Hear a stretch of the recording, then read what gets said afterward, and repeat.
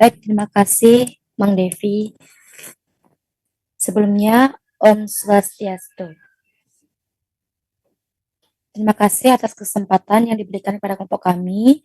Kami akan memaparkan materi terkait inovasi pembelajaran sastra anak di SD. Sebelum kami lanjut, izinkan kami untuk memperkenalkan diri kami. Yang pertama, saya sendiri, next week. Yang pertama, saya sendiri Pujo Eni dengan NIM 2211031180. Selanjutnya,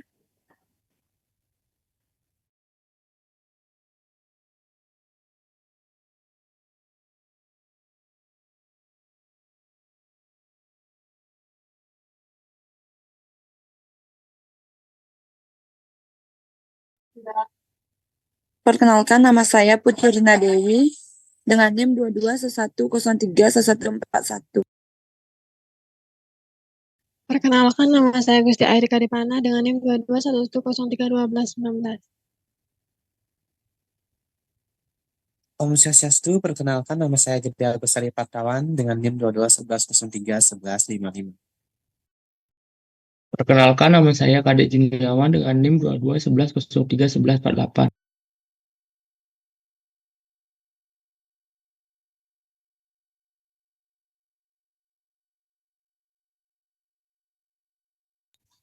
Perkenalkan, nama saya Putu Desnadi Bapawandra dengan NIM 2211031184. Perkenalkan, nama saya Nyoman Hendra Juniarta dengan NIM 2211031132. dan rekan kami, Kadek Ridiasa dan Oka Samhaita yang sedang sakit dan izin. Baik, selanjutnya akan dijelaskan oleh teman saya. Oke, terima kasih atas waktu yang telah diberikan kepada saya. Saya Gede Agusari Patawan di sini akan menjelaskan terkait tentang pengertian inovasi pembelajaran sastra anak di SD. Oke, yang selanjutnya, Bli. Next.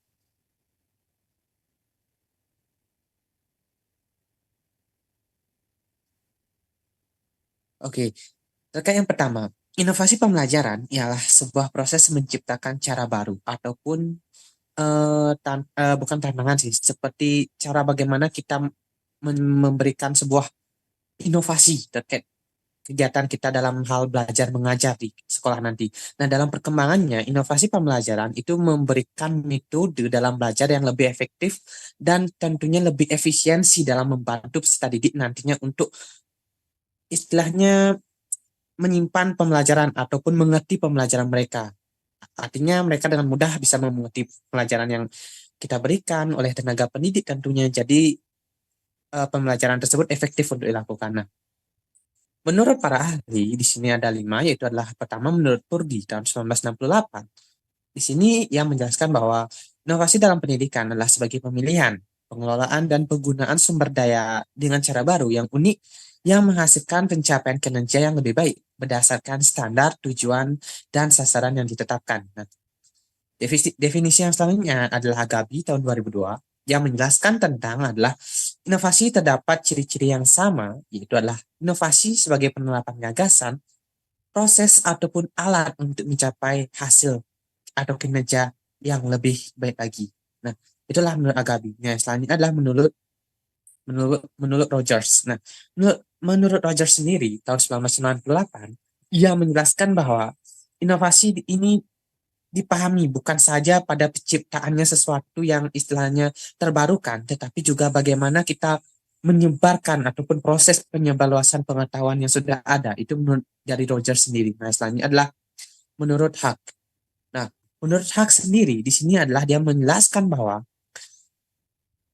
siapapun yang menulis sastra anak tidak perlu dipermasalahkan, asalkan dalam penggambarannya ditekankan pada kehidupan anak yang memiliki nilai kebermaknaan bagi mereka sendiri.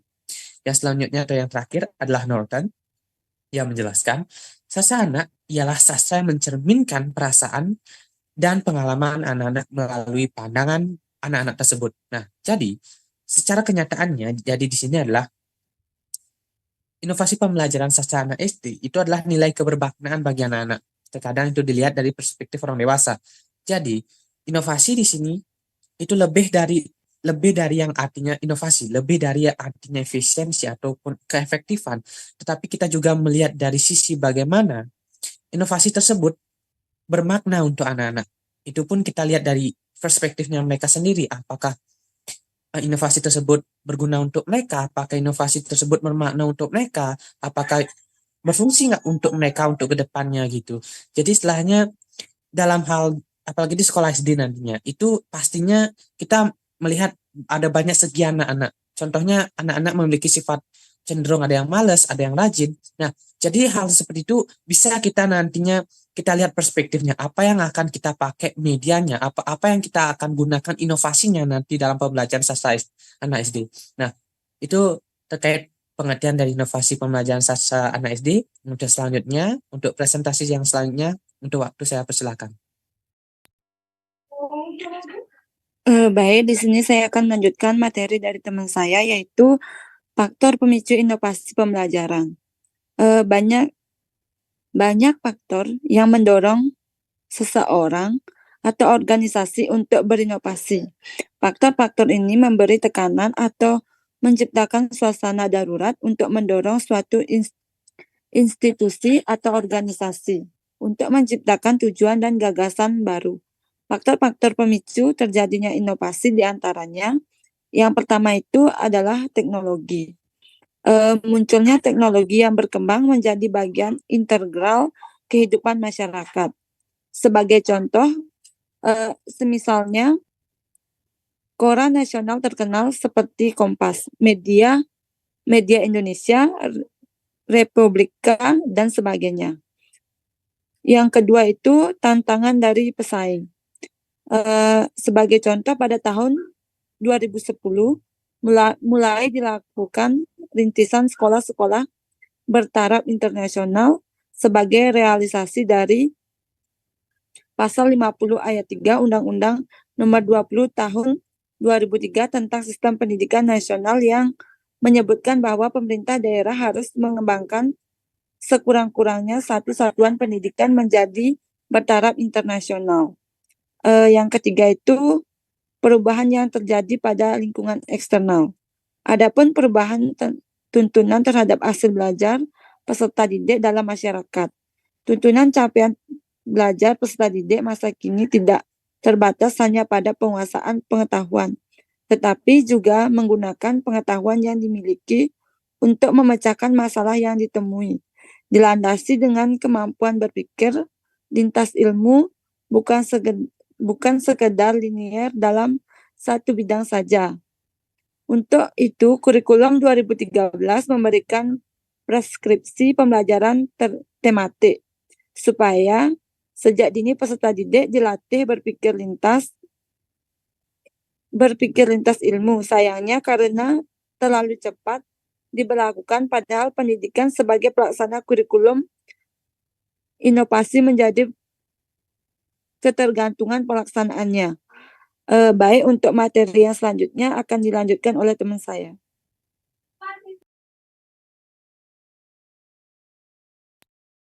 Baik, saya akan melanjutkan materi, yaitu keterkaitan teori kognitisme dengan inovasi dalam pembelajaran anak.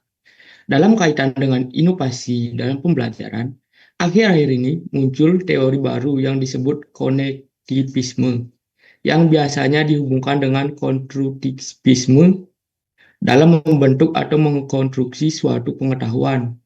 Peserta didik tidak dapat melakukan sendiri, tetapi harus berinteraksi dengan pengetahuan orang lain. Apakah dalam bentuk jaringan, daring, online, atau luring? Donses tahun 2008 dalam penjelasannya tentang teori kognitivisme menyebutkan bahwa belajar akan menjadi efektif apabila didukung 4 jenis kegiatan, yaitu agregasi, relasi, kreasi, dan sharing. Agregasi yaitu mengakses dan pengumpulan sumber informasi yang beragam dan luas untuk dibaca, dimainkan atau dilihat, misalnya artikel atau website atau program video dari YouTube. Misalnya untuk mencari cerita rakyat, puisi, cerpen, dan lain sebagainya. Relasi yaitu setelah membaca atau melihat suatu tayangan, pembelajar melakukan refleksi terhadap informasi yang dapat diperoleh, dihubungkan dengan pengetahuan yang dimiliki atau pengalaman sebelumnya menggunakan internet. Seseorang dapat menemukan informasi apa saja, dari informasi yang sangat bermanfaat sampai informasi bersifat negatif. Kreasi yaitu setelah proses refleksi dan analisis untuk menangkap makna, dilakukan pembelajar melakukan bookmarking laman-laman internet tertentu yang ditentukan dan digunakan seperti Yahoo, YouTube, Google, dan sebagainya. Sharing yaitu pembelajaran dapat berbagi informasi yang dimiliki dengan orang lain melalui jaringan. Dalam hal ini, peserta didik dapat menggunakan blog, media sosial, online, dan sebagainya. Kemahiran berkomunikasi menggunakan internet ini merupakan keterampilan dasar dan penting. Di samping kemampuan berpikir kritis dan analisis. Baik, selanjutnya akan dilanjutkan oleh rekan saya.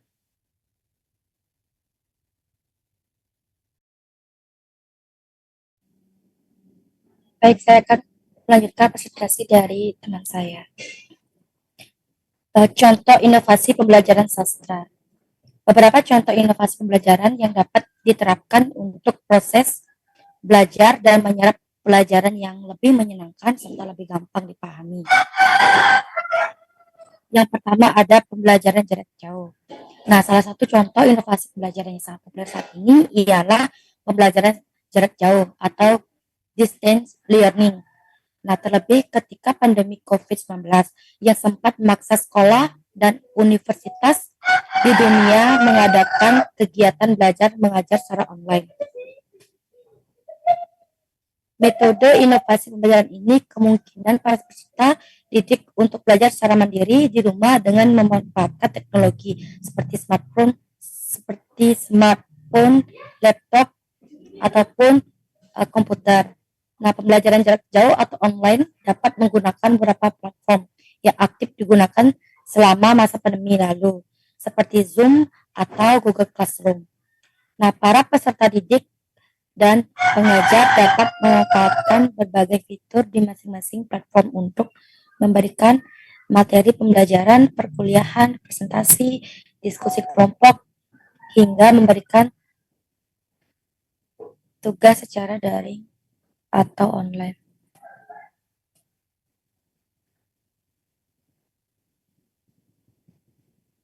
Yang kedua ada metode pembelajaran aktif. Nah, contoh inovasi pembelajaran selanjutnya dalam pembelajaran belajar mengajar dapat menggunakan metode pembelajaran aktif. Misalnya dengan problem based learning atau PBL atau project based learning PJBL. Metode pembelajaran aktif ini menerapkan pendekatan yang menekankan bukan hanya pada hasil akhirnya saja, tetapi pada proses belajar juga. Nah, para pelajar dituntut aktif berpartisipasi dalam merencanakan proyek atau pemecahan masalah. Cara ini akan mendorong pelajar mengembangkan kemampuan dan keterampilan yang luas. Misalnya, pembelajaran menggunakan teknologi virtual yang membuat pelajar dapat merasakan suasana belajar virtual yang realistis dan menyenangkan. Yang ketiga ada pembelajaran berbasis observasi. Nah, pembelajaran ini menekankan pada pengamatan langsung terhadap objek atau fenomena yang diajarkan. Materi pembelajaran dapat dipahami para peserta didik dengan lebih baik karena fenomenanya dapat langsung dilihat dan dirasakan. Nah, contoh pembelajaran berbasis observasi ini ialah kegiatan studi lapangan atau flight trip yang bertujuan untuk memperkaya pengalaman belajar di luar kelas sambil mengunjungi beragam tempat yang relate dengan pembelajaran materi. Penggunaan video atau foto yang dapat diperlihatkan langsung fenomena dari materi yang sedang dipelajari juga akan mendukung pembelajaran berbasis observasi ini. Nah, yang keempat ada pembelajaran berbasis permainan. Nah, pembelajaran ini bertujuan untuk pendekatan yang memanfaatkan media bermain untuk proses transfer ilmu pengetahuan. Proses belajar pun berjalan menyenangkan dan para peserta didik tidak merasa terbebani atau bosan. Materi pembelajaran dapat disampaikan lewat aplikasi pembelajaran yang menyajikan materi pelajaran yang terkait. Bisa juga dengan permainan edukasi yang menggunakan metode drama. Cara-cara ini akan membuat siswa aktif memerankan perannya sesuai dengan materi yang diajarkan. Inovasi media pembelajaran berbasis permainan yang seru ini ialah upaya meningkatkan efektivitas dan efisiensi proses belajar mengajar.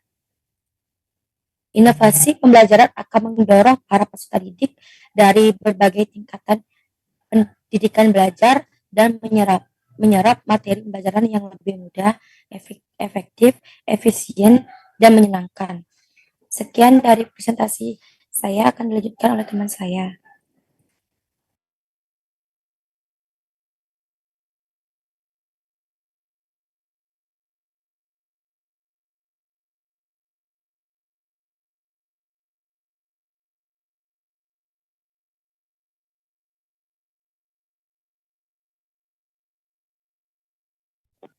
Baik, di sini saya akan melanjutkan presentasi dari teman saya, yaitu inovasi pembelajaran sastra berbasis digital. Inovasi pembelajaran bahasa dan sastra Indonesia berbasis literasi digital pada sekolah dasar ditinjau dari kurikulum Merdeka adalah peningkatan kualitas pembelajaran bahasa dan sastra Indonesia di sekolah dasar. Dan menurut para ahli, yang pertama menurut Mustadi, yang kedua Puspito, yang ketiga Damayanti, yang keempat Handayani dan Sari. Next.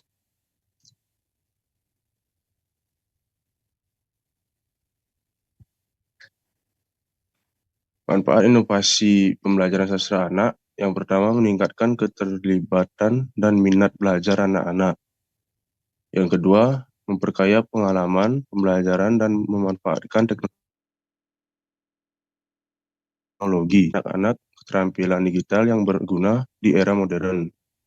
Yang keempat, memperluas aksesibilitas terhadap materi sastra anak melalui platform digital. Baik, materi selanjutnya akan dilanjutkan oleh teman saya.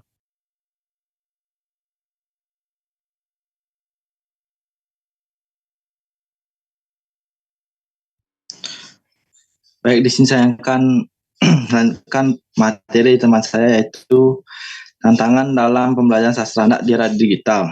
Yang pertama, ada pengaruh teknologi. Anak-anak di era digital terpapar pada berbagai media elektronik yang dapat mempengaruhi minat mereka pada bacaan konvensional dan sastra.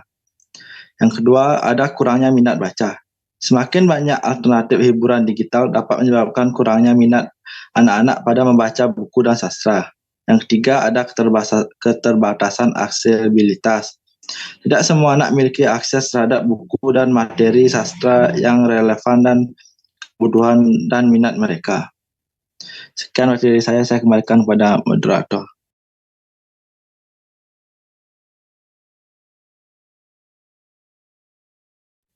Baik, itu saja materi terkait dengan inovasi pembelajaran sastra anak. Selanjutnya akan saya kembalikan ke moderator kelompok 3.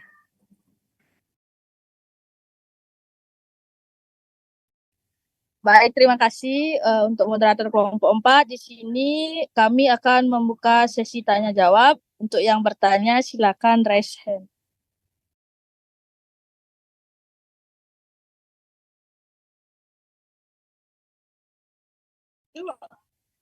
Baik, untuk Mbak Ayu Keterwidayanti, silakan.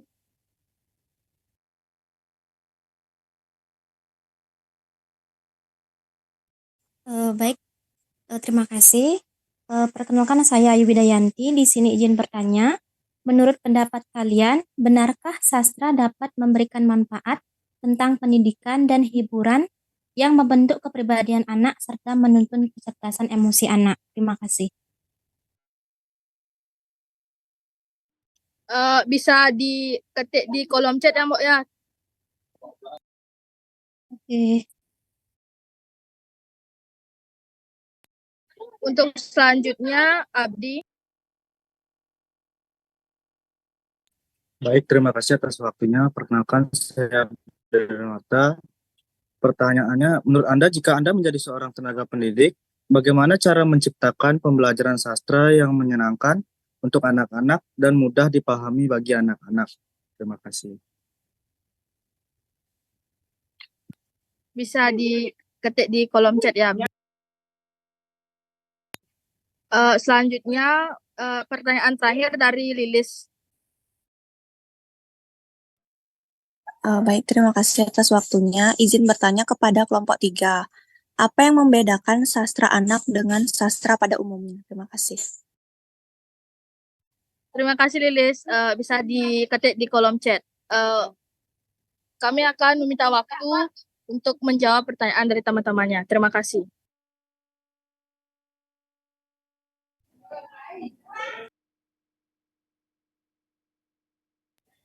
Baik, di sini kami kelompok 4 akan membuka sistem jawab terkait soal yaitu terkait pertanyaan yaitu 3 pertanyaan saja.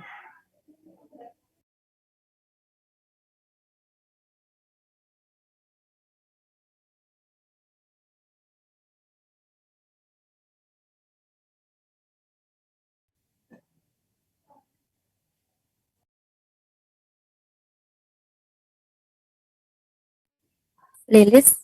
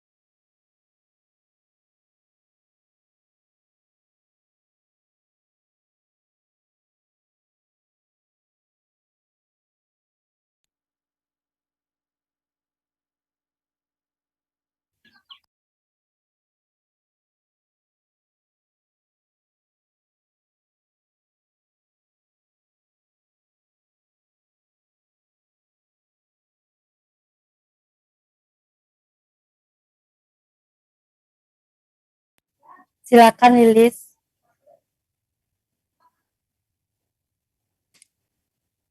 Terima kasih atas kesempatan dan waktunya. Izin bertanya kepada kelompok 4.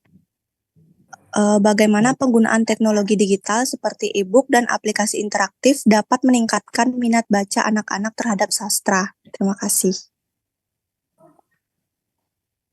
Baik, terima kasih Lilis. Silakan diketik di kolom komentar ya Lilis.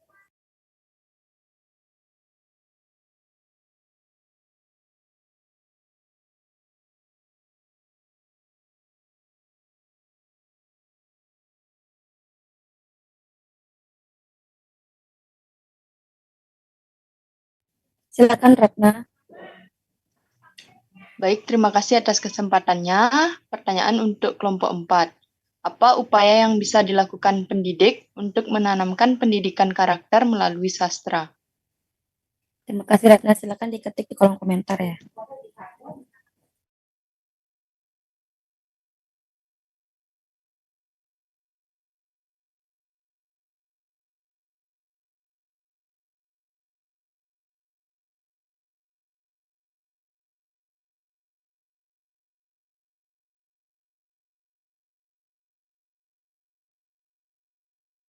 Baik, terima kasih atas waktunya. Di sini saya akan menjawab pertanyaan dari Bu Ayu Ketut Widayanti. Pertanyaannya yaitu, menurut pendapat kalian, benarkah sastra dapat memberikan manfaat tentang pendidikan dan hiburan, membentuk kepribadian anak, serta menuntut kecerdasan emosi anak? Jawabannya yaitu, sastra anak berfungsi sebagai media pendidikan dan hiburan, membentuk kepribadian anak, serta menuntut kecerdasan emosi anak. Pendidikan dalam sastra anak memuat amanat tentang moral. Pembentukan kepribadian anak mengembangkan imajinasi dan kreativitas, serta memberi pengetahuan, keterampilan praktis bagi anak. Untuk Ayu Wida, apakah bisa terima, Mbok? Bisa, Depi. Terima kasih. Baik, Mbok. Baik, di sini saya akan menjawab dari pertanyaan dari Abdi. Menurut Anda, jika Anda menjadi seorang tenaga pendidik, bagaimana cara menciptakan pembelajaran sastra yang menyenangkan untuk anak-anak dan mudah dipahami? Menurut saya, ada beberapa sih. Yang pertama, imajinasikan prosa dan puisi yang kamu baca. Yang kedua, cari tahu tentang tokoh-tokoh sastra. Yang ketiga, buatlah diksi sastra. Yang keempat, bacalah karya sastra dengan mendengarkan musik. Dan yang terakhir, menurut saya, buat catatan pemaknaan dan kritik karya sastra. Apakah bisa diterima, Abdi? Bisa itu, terima kasih. Baik, sama-sama, Abdi. Baik, di sini saya akan menjawab pertanyaan dari Lilis. Pertanyaannya, apa yang membedakan antara sastra anak dan sastra pada umumnya?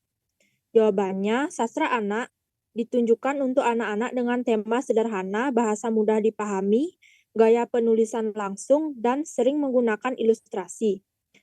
Pada sastra umumnya atau termasuk dewasa mencakup tema kompleks, bahasa kaya dan variatif, gaya penulisan yang bisa eksperimental dan jarang menggunakan ilustrasi.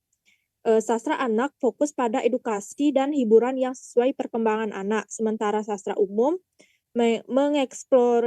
mengeksplorisasi isu-isu mendalam dan kompleksitas pengalaman manusia. Apakah bisa diterima, Lilis? Oke, bisa. Terima kasih.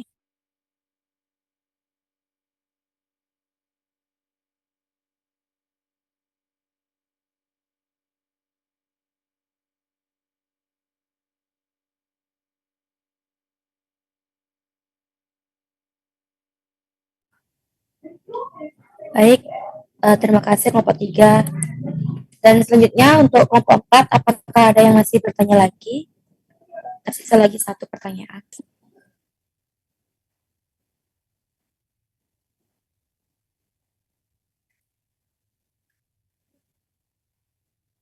Apakah mau bertanya lagi, teman-teman?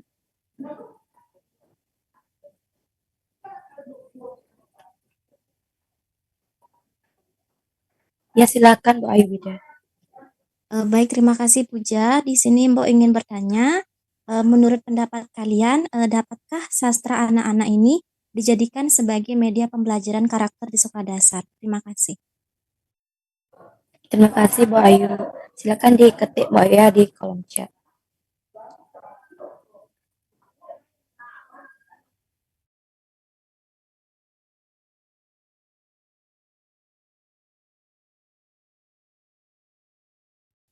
Sembari menunggu, saya akan menjawab pertanyaan dari Lilis Ayu. Bagaimana penggunaan teknologi digital seperti e-book dan aplikasi interaktif dapat meningkatkan minat baca anak-anak terhadap sastra? Nah, penggunaan teknologi digital seperti e-book atau aplikasi lainnya dapat meningkatkan minat baca anak-anak dengan membuat akses lebih mudah, menyajikan konten interaktif atau animasi-animasi atau berupa kartun yang menyediakan fitur personalisasi, menawarkan elemen gamifikasi, serta menggabungkan audio dan visual yang membuat pengalaman baca lebih menarik dan menyenangkan. Untuk Lilis Ayu, apakah jawaban saya masuk ke pertanyaannya?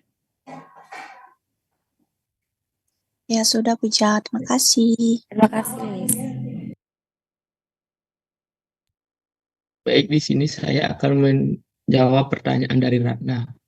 Apa upaya yang bisa dilakukan pendidik untuk menanamkan pendidikan karakter melalui sastra? Baik, ada beberapa cara yang dapat dilakukan pendidik untuk menanamkan pendidikan karakter melalui sastra. Yang pertama yaitu memilih bacaan yang relevan.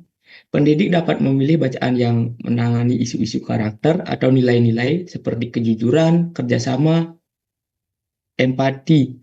Ini dapat mencakup novel, puisi, drama, dan berbentuk sastra lainnya. Yang kedua yaitu membuat koneksi. Pendidik dapat membantu siswa membuat koneksi antara bacaan dan kehidupan nyata dengan meminta mereka untuk menganalisis bagaimana tema dan karakter dalamnya. Yang ketiga yaitu mendorong refleksi kritis. Pendidik dapat mendorong siswa untuk merenungkan bacaan dan bagaimana itu mempengaruhi pemikiran dan perasaan mereka. Yang keempat yaitu menciptakan lingkungan pembelajaran yang inklusif. Pendidik dapat menciptakan lingkungan pembelajaran yang inklusif dan di mana semua siswa merasa dihargai dan didukung. Apakah bisa diterima, Ratna? Bisa. Terima Baik. kasih. Mungkin ada rekan-rekan yang ingin menambahkan.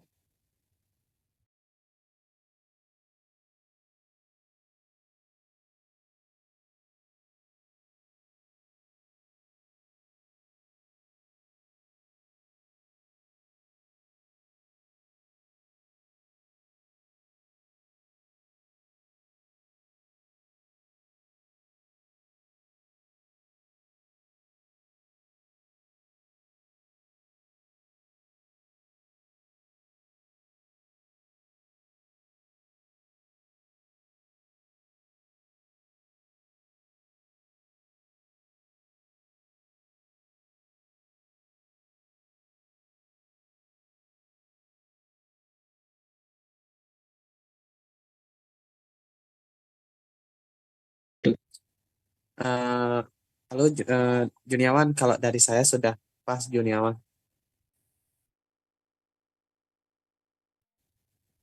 Baik.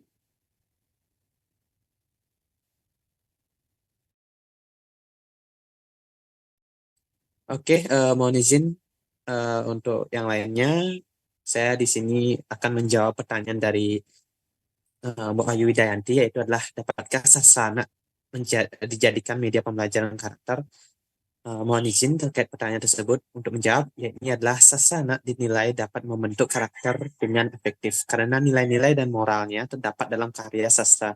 Nah, moral-moral atau nilai-nilai ini dalam penyampaiannya itu bisa disampaikan secara langsung ataupun tidak, tersirat ataupun tersurat. Jadi istilahnya melalui cerita-cerita tersebut, melalui metafora yang tersedia dalam sekaya sastra tersebut, itu bisa memberikan pembelajaran karakter dalam hal sastra. Jadi, secara prosesnya pendidikan berlangsung menyenangkan dan istilahnya tidak menggurui dari sisi guru tersebut juga. Jadi, untuk jawabannya adalah bisa. Jadi, sastra anak bisa dijadikan media pembelajaran karakter.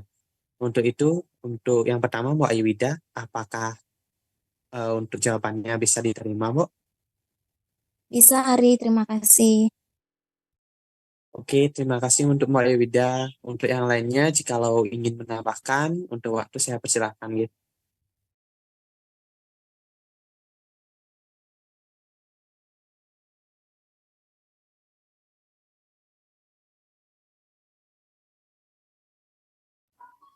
Baik, jika tidak ada yang menambahkan, kami dari kelompok 4 sudah cukup. Saya kembalikan ke moderator kelompok 3.